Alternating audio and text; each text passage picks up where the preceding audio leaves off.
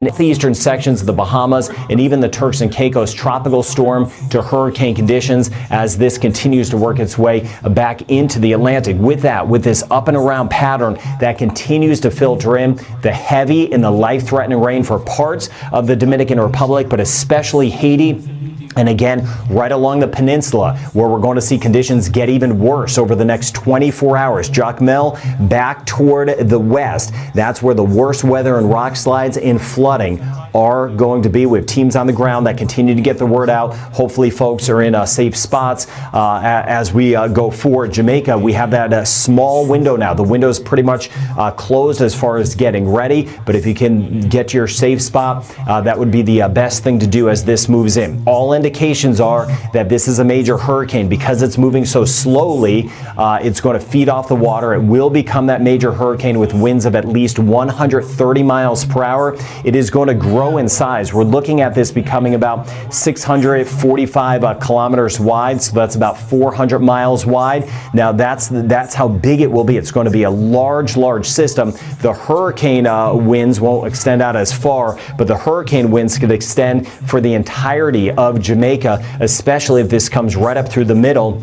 Then this will work its way over toward eastern Cuba and then make its way toward the Bahamas and near the Turks and Caicos. And I'll keep an eye on Bermuda down the road. I've got everyone covered. I track storms from start to finish on this channel.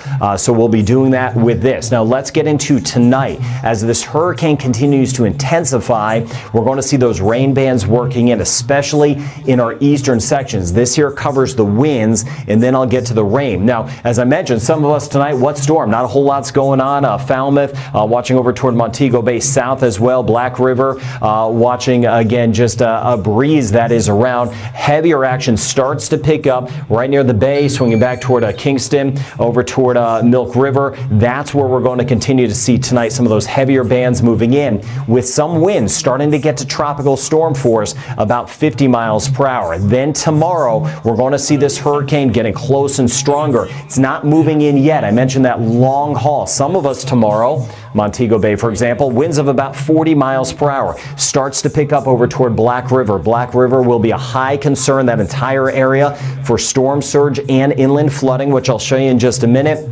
And then those winds, hurricane force winds, will be starting to kind of batter the coast as we work our way into our southeastern sections first in Jamaica as we go throughout our Sunday. Winds could hit about 80 miles per hour. Some of the gusts could be even higher, especially later in the day. That's why a big difference. That's why we need to be in our safe spots very soon in eastern sections of Jamaica. And then as we work forward, we'll see the conditions spreading for the rest of us. Then on Monday, this thing should be a Category 3. Category 4, I hope not a Category 5, but it could be close to a Category 5 hurricane. And then as of now, it looks to move right in. All indications, all models now show it coming through the central sections of Jamaica. I was looking a little earlier, maybe a little bit more to the east, but this would come through central sections. Now, you heard me mention how wide this is. If this comes in over central sections, anywhere from our western or far western zones all the way to the east on Monday, especially late on Monday, would eventually get the hurricane force winds. Once it moves in, I'll show you Monday night in just a second. Falmouth back toward Montego Bay. You could see these winds, 150 miles per hour. There'll be some higher gust in that.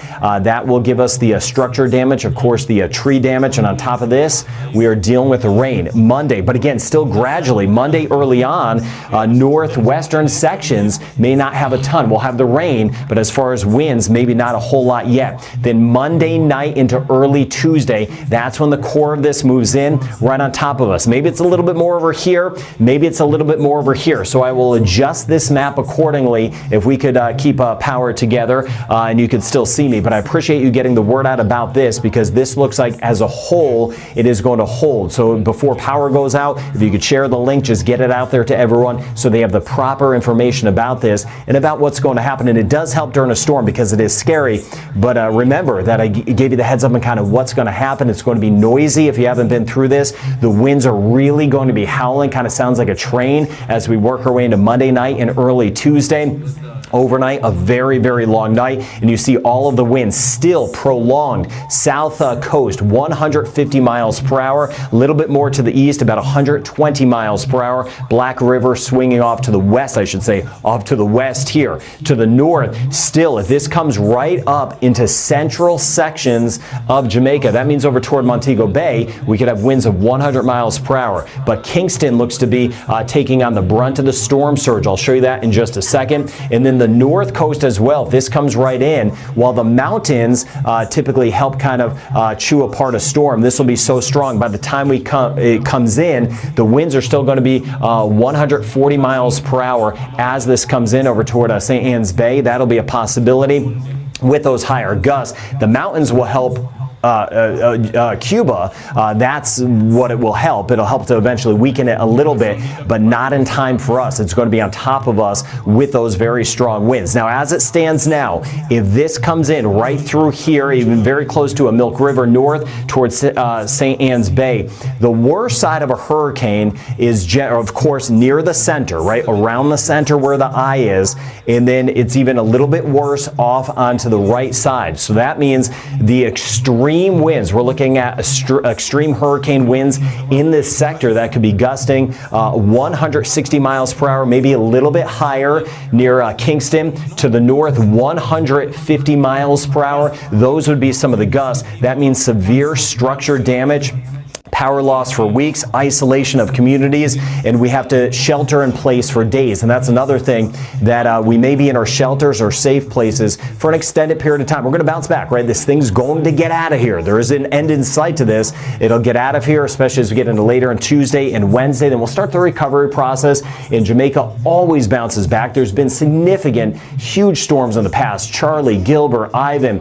We had some severe impacts from Beryl last year. Jamaica always bounces back. But with that, this could be one of the strongest, if not the strongest, to move in an extreme wind zone. The problem here is, unlike some of the other storms, this one is slower. So not only do we have the extreme winds, they last for a long period of time. That means greater damage to structures, and that's why I've been mentioning those safer places best we can. On top of that, because it is a slow mover, we have the rain and huge rain amounts. Eastern sections of Jamaica, that's where they'll be worse. This is a 4-day rain total. This really takes us through the rest of today into Sunday, Monday, and a Tuesday. I'll show you a slightly longer term in just a second. And then I mentioned over toward Jacmel, especially swinging toward the west in the peninsula, Haiti, in